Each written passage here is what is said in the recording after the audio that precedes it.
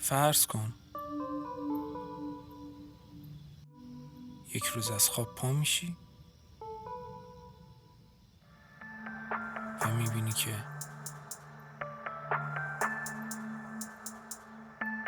همه چیز از ذهنت پاک شده. نه هر پاک شده، تو باورهات پاک شده. هیچی درست یا غلط نیست.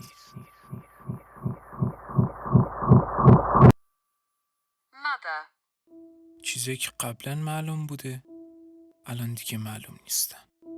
همه چیز بدون جواب، انگاری توی برزخی.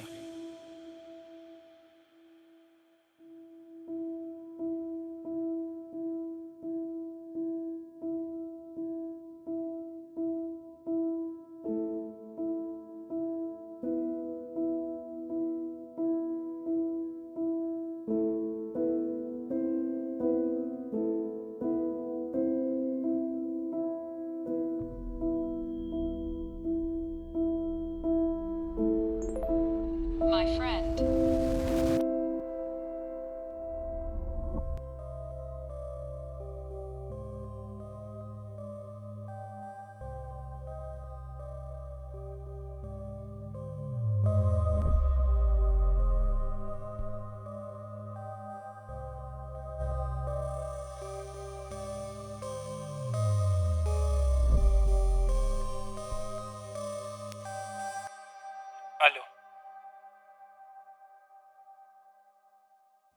الو، ازت یه سوال داشتم.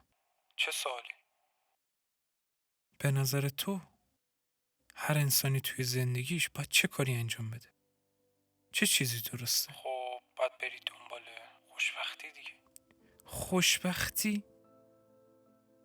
خوشبختی چیه دیگه؟ خب یه بار دربارش صحبت کردیم، یادته؟ الو صدامو داری؟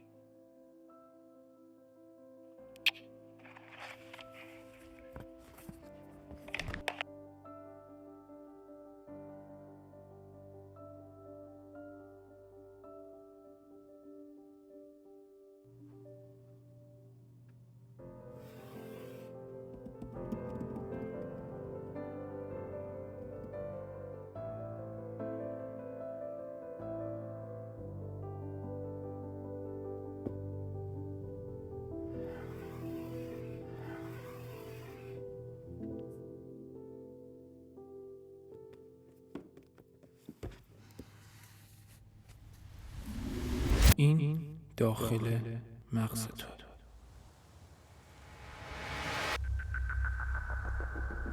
خوشبختی؟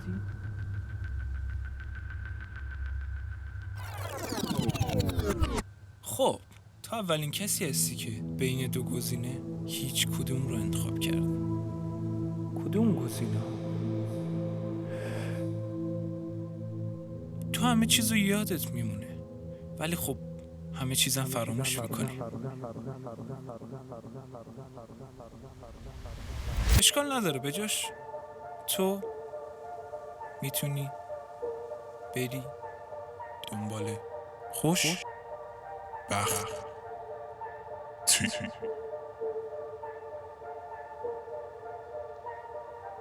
خب چجوری شروع کنم؟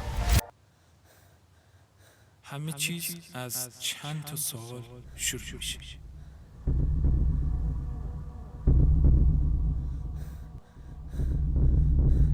من واسه شاد بودن تا حالا روی جدیدی امتیاز کردم. من میخوام که شاد باشم، واقعا اینو میخوام. میتونم شاد بودن رو تبدیل بکنم به یک سبک زندگی. دلم میخواد که باور کنم میتونم شاد باشم. آره حتما میشه که شاد باشم.